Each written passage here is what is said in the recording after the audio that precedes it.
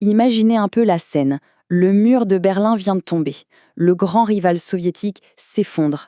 C'est un vent d'optimisme incroyable et qui souffle sur le monde. On se dit que ça y est, une ère de paix durable commence enfin. Mais est-ce que cette promesse a vraiment été tenue?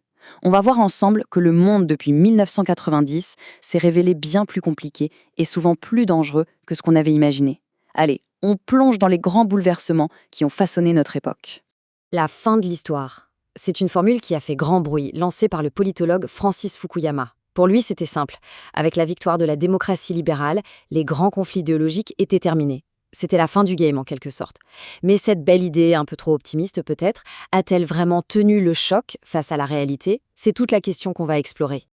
Alors, pour y voir plus clair, voici notre parcours. On va d'abord parler de cette fameuse illusion d'un nouvel ordre. Puis, on verra comment la réalité a vite repris le dessus avec de nouveaux types de conflits et la tragédie des crimes de masse. Ensuite, on regardera comment de nouvelles puissances ont changé la donne pour finir sur les défis énormes auxquels le monde doit faire face aujourd'hui. Bon, première étape. On se replonge au début des années 90. L'URSS n'existe plus, et là, franchement, on a l'impression que tout est possible. C'est comme si une page se tournait et qu'un chapitre beaucoup plus apaisé de l'histoire allait commencer. Pensez-y, pendant 40 ans, la planète a vécu dans la tension permanente de la guerre froide. Et d'un coup, c'est fini. Il ne reste plus qu'un seul modèle sur le ring, si on peut dire, celui des États-Unis. L'idée générale, c'est que le capitalisme et la démocratie vont s'étendre tout naturellement au reste du monde. On entre alors dans ce que les spécialistes appellent un monde unipolaire. Le concept est assez simple à comprendre, il n'y a plus qu'une seule superpuissance qui mène la danse au niveau international. Et à ce moment-là, cette superpuissance, c'est sans aucune discussion possible les États-Unis. Et cette domination américaine, elle est totale. Sur le plan militaire, aucune armée au monde ne peut rivaliser. Côté économie, le dollar est roi et les entreprises américaines sont partout. Et puis, il y a le culturel, cette American Way of Life qui fascine le monde entier. Le terme superpuissance ne suffit même plus, on parle d'hyperpuissance.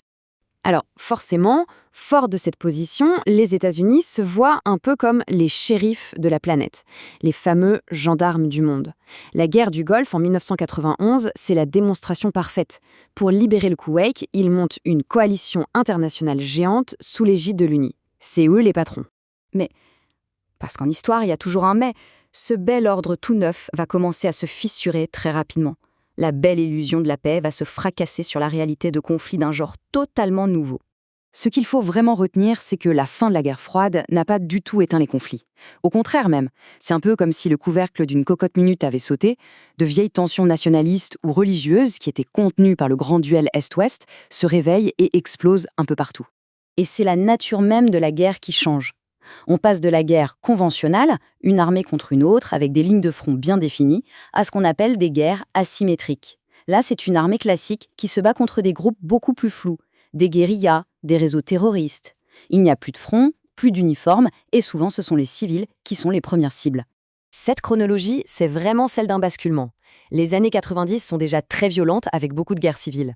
Mais alors, le 11 septembre 2001, c'est un électrochoc planétaire. L'hyperpuissance américaine est touchée en plein cœur, chez elle. Et sa réponse, la guerre contre le terrorisme, va l'embarquer dans des conflits interminables en Afghanistan et en Irak. Le terrorisme devient un acteur central sur la scène mondiale. Son but, ce n'est pas de gagner une bataille militaire classique. Non, son arme principale, c'est la peur. Son objectif, c'est de terroriser pour essayer de faire imploser les sociétés et d'imposer une idéologie. Et ces nouveaux conflits vont réveiller de vieux démons qu'on pensait vraiment avoir enterrés. Ça nous amène à une partie particulièrement sombre de cette période, le retour des crimes de masse sur le devant de la scène. Et ça se passe là, tout près, en Europe. L'ex-Yougoslavie implose littéralement. La fin du communisme y libère des nationalismes ultra-agressifs. Et des peuples qui vivaient ensemble, Serbes, Croates, Bosniaques, se lancent dans des guerres d'une violence inouïe, qu'on ne pensait plus jamais revoir sur notre continent. C'est dans ce contexte qu'un mot terrible fait son grand retour, le nettoyage ethnique. L'objectif est aussi simple que glaçant. Créer des territoires purs ethniquement, en chassant, en terrorisant ou en massacrant les populations qui ne correspondent pas. Mais le sommet de l'horreur est atteint en 1994, au Rwanda. Il faut bien se rendre compte de la vitesse et de l'ampleur du massacre. En à peine 100 jours, un peu plus de 3 mois, près d'1 million de personnes, surtout des Tutsis, sont méthodiquement assassinées. Le tout face à une communauté internationale qui regarde, paralysée, sans vraiment intervenir.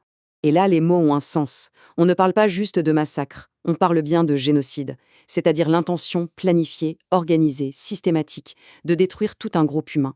C'est un drame qui va laisser une cicatrice terrible dans la conscience mondiale. Alors, entre les guerres qui s'enlisent comme en Irak et cette incapacité à empêcher des tragédies comme au Rwanda, le modèle du gendarme américain est de plus en plus critiqué. L'ère où les États-Unis décidaient de tout touche à sa fin. On se dirige vers un nouvel équilibre. L'hyperpuissance américaine commence un peu à s'essouffler. Elle est embourbée dans des guerres sans fin, elle est concurrencée sur le plan économique, et pendant ce temps, d'autres grands pays montent en puissance et demandent leur part du gâteau. Ce court moment unipolaire est bel et bien terminé. Le symbole le plus clair de ce changement, c'est l'émergence d'un groupe qu'on appelle les BRICS, Brésil, Russie, Inde, Chine et Afrique du Sud. Ce sont des géants qui, ensemble, commencent à dire que le monde ne doit plus tourner uniquement autour de Washington. Menés par une Chine de plus en plus puissante, ils créent leurs propres institutions et proposent un autre modèle. D'accord, donc on se retrouve avec un monde qui a plusieurs centres de pouvoir. Mais comment on gère ça? Comment on fait pour s'entendre quand les rivalités augmentent, alors que dans le même temps on a des défis énormes, le climat, les pandémies, qui eux se fichent complètement des frontières? C'est tout le problème de la gouvernance mondiale. Face à ce monde un peu chaotique, on tente quand même de s'organiser. Pour essayer de maintenir la paix, on fait de plus en plus appel au casque bleu de l'ONU. Pour que les crimes de masse ne restent pas impunis, on invente une justice internationale. Et pour les grands défis, comme le climat ou les réfugiés, on essaye de construire des institutions pour coopérer. C'est d'ailleurs l'un des rares effets positifs de la fin de la guerre froide. L'ONU, qui était complètement paralysée par les vétos des Américains et des Soviétiques, retrouve une marge de manœuvre. Et la création de tribunaux pour juger les crimes en ex-Yougoslavie, puis de la Cour pénale internationale en 2002, c'est une avancée historique. C'est l'idée que désormais, l'impunité ne doit plus être la règle. Et on termine sur cette question qui est plus actuelle que jamais. Entre la montée des nationalismes, la grande rivalité entre les États-Unis et la Chine, et les défis globaux qui nous menacent tous, comme le climat, est-ce qu'on est encore capable de travailler ensemble ? La seule chose qui est sûre, c'est que l'histoire, décidément, est très très loin d'être finie.